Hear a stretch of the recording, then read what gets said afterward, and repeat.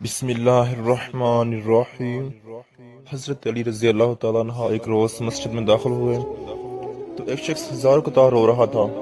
کچھ لوگ اس کے گرد جمع تھے اور اسے سمجھا رہے تھے۔ حضرت علی رضی اللہ تعالیٰ عنہ نے پوچھا کہ کیا بات ہے؟ تو شخص جو رو رہا تھا اس نے بتایا کہ میرے والد چند لوگوں کے ساتھ سفر پر گئے تھے، وہ لوگ تو واپس آ گئے، میرے والد واپس نہیں آئے۔ میں نے ان لوگوں سے پوچھا تو کہتے ہیں کہ تمہارا باپ راستے میں ہی فوت ہو گیا۔ میں نے مال کے بارے میں پوچھا تو کہتے ہیں کہ کون سا مال؟ تیرے باپ کے پاس تو کوئی مال نہیں تھا، حالانکہ میرے والد تجارت کے لیے گئے تھے اور ان کے پاس کافی مال تھا۔ حضرت علی رضی اللہ تعالیٰ عنہ نے کہا تم نے قاضی کی طرف رجوع نہیں کیا؟ اس نے جواب دیا میں نے قاضی کے پاس رجوع کیا تھا، لیکن قاضی نے انہی لوگوں کے حق میں فیصلہ دے دیا۔ حضرت علی رضی اللہ تعالیٰ عنہ اور تمام لوگوں کو لے کر قاضی کے پاس پہنچے اور قاضی سے پوچھا کہ تم نے اس نازک معاملے میں کیسے فیصلہ کیا؟ قاضی نے جواب دیا ہم نے اسے گواہ طلب کیے تو اس نوجوان نے کہا کہ میرے پاس کوئی گواہ نہیں۔ پھر میں نے انہیں قسم کھانے کو کہا تو ان سب نے قسم کھائی ہے کہ واقعی ایسا ہی ہوا ہے جیسا ہم کہہ رہے ہیں، تو میں نے ان کی بات پر یقین کر کے ان کو چھوڑ دیا۔ اب حضرت علی رضی اللہ تعالیٰ عنہ کے اس فیصلے کا میں خود کروں گا اور بالکل ایسا کروں گا جیسے اللہ کے نبی صلی اللہ علیہ وسلم نے اپنے زمانے میں کیا تھا۔ حضرت علی رضی اللہ چند سپاہیوں کو بلایا اور ایک ایک شخص کو ایک ایک کر کے سپاہی کے حوالے کر دیا۔ ان لوگوں سے کہا کہ تم کیا سمجھتے ہو کہ ہم تمہاری حرکتوں سے ناواقف ہیں؟ ہمیں سب معلوم ہے۔ آپ نے ایک حکم اور دیا کہ ان سب کے چہرے کپڑے سے ڈھانپ دیے جائیں اور سب کو مسجد کے ایک ایک ستون کے پیچھے کھڑا کر دیا جائے۔ پھر آپ نے کتب کو اپنے پاس بلایا اور سپاہیوں سے کہا کہ جب میں بلند آواز میں تکبیر کہوں تو ایک ایک کر کے ان میں سے ایک ایک کو لے آنا۔ پھر آپ نے پہلی تکبیر کہی اور ایک سپاہی پہلے ملزم کو لے آیا۔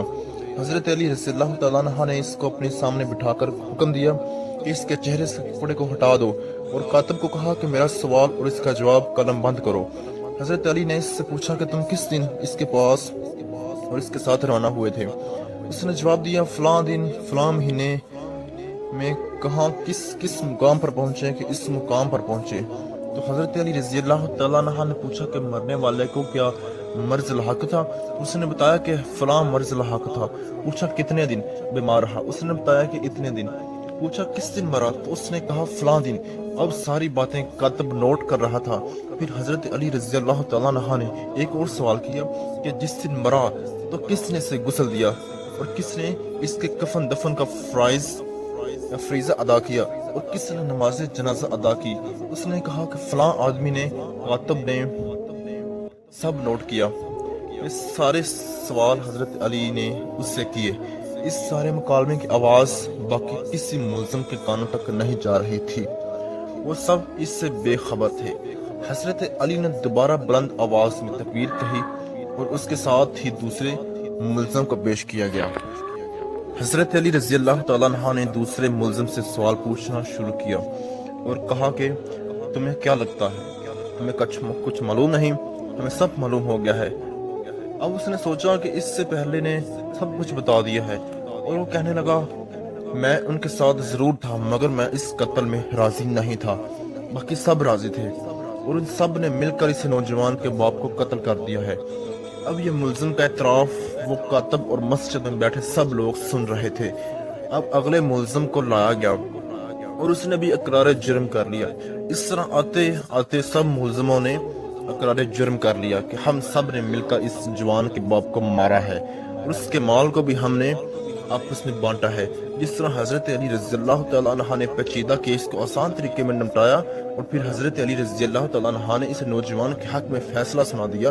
قاضی وہاں موجود تھا اور قاضی نے کہا حضرت یہ فرمائیے کہ حضرت داؤد علیہ السلام نے اس قسم کا کون سا فیصلہ کیا تھا؟ تو حضرت علی رضی اللہ تعالیٰ عنہ نے اس کے بارے میں بتاتے ہوئے فرمایا کہ ایک دن اللہ کے نبی ایک راستے سے گزر رہے تھے کہ کچھ بچے ایک بچے کو مات الدین کہہ کر بلا رہے تھے یا چڑھا رہے تھے۔ تو حضرت داؤد علیہ السلام نے بچے کو اپنے پاس بلایا اور اس سے اس کا نام پوچھا تو اس نے کہا کہ مات الدین یعنی دین مر گیا، نعوذ باللہ۔ پوچھا کہ تیرا یہ نام کس نے رکھا؟ تو بتایا کہ میری ماں نے۔ تو حضرت داؤد علیہ السلام نے اس کو لیا اور اس کی ماں کے پاس تشریف لے گئے۔ پوچھا اس بچے کا نام مات الدین کیوں رکھا؟ اس کی ماں نے کہا کہ میں نے نہیں رکھا بلکہ میرے شوہر نے رکھا ہے۔ اچھا وہ کہاں ہے؟ تو جواب ملا کہ وہ زندہ نہیں۔ تو آپ علیہ السلام نے پوچھا کہ یہ نام کیوں رکھا تھا؟ جواب ملا کہ میرا شوہر چند افراد کے ساتھ سفر پر گیا تھا، سب واپس آ گئے اور میرا شوہر واپس نہیں آیا۔ جب میں نے واپس آنے والوں سے پوچھا تو انہوں نے کہا کہ وہ دوران سفر فوت ہو گئے ہیں۔ میں نے ان سے پوچھا کہ اس کے مال و اسباب کا کیا ہوا، تو انہوں نے کہا کہ اس کے پاس تو کچھ بھی نہیں تھا، حالانکہ میرے شوہر کے پاس بہت مال تھا۔ تب میں نے پوچھا کہ مرتے وقت میرے شوہر نے وصیت کی تھی؟ تو انہوں نے جواب دیا ہاں۔ میں نے پوچھا کہ وہ کیا تھی؟ کہنے لگے کہ تیرے شوہر نے کہا کہ میری بیوی سے کہنا جب کوئی بچہ پیدا ہو تو اس کا نام مات الدین رکھ دینا، کیونکہ اس وقت اس کی بیگم امید سے تھی۔ تو جب میرے ہاں اولاد ہوئی تو میں نے شوہر کی وصیت کے مطابق بچے کا نام مات الدین رکھ دیا۔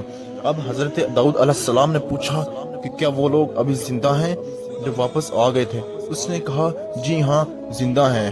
تو حضرت داؤد علیہ السلام نے اس کو ساتھ لیا اور ان کے گھروں میں گئے اور سب کو گرفتار کروایا، اور پھر اس معاملے کا فیصلہ بھی بالکل اسی انداز میں کیا جیسے میں نے آج کیا ہے۔ اللہ سے دعا ہے کہ وہ ہمیں جھوٹ اور فریب سے بچائے اور نیک اعمال کرنے کی توفیق عطا فرمائے۔ دوستو، اگر آپ کو اسلامی واقعہ اچھا لگا ہو تو اسے